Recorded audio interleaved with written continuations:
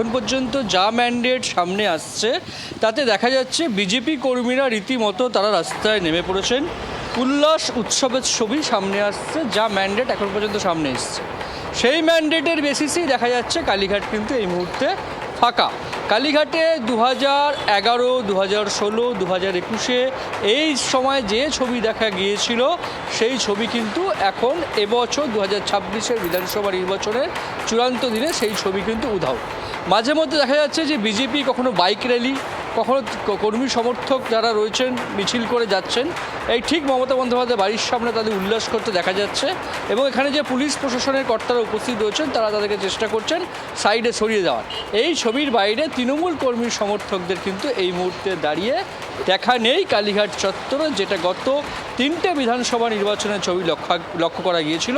এবারের ছবি কিন্তু একদমই ব্যতিক্রম।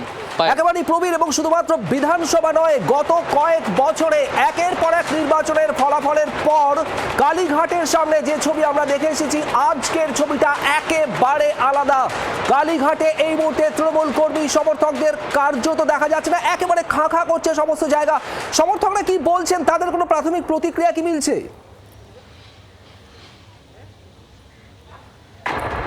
দেখো, এখন পর্যন্ত কিন্তু যেটা বলছি, সমর্থকদের কিন্তু এখানে দেখা নেই।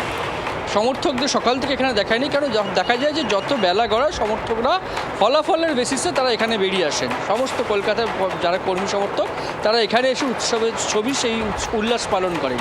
কিন্তু যেহেতু এখন পর্যন্ত যে ম্যান্ডেট সামনে এসেছে, যে ম্যান্ডেট দেখা যাচ্ছে 7 ঘন্টা অতিবাহিত হয়ে গেছে, কালীঘাট এখন শুনশান, কর্মী সমর্থকদের দেখা নেই, হেভিওয়েট নেতারা তারাও এখনো অবধি মুখ খোলেননি, কালীঘাট একেবারে শুনশান। বাংলার আওয়াজ, বাঙালির আবেগ, জি 24 ঘন্টা।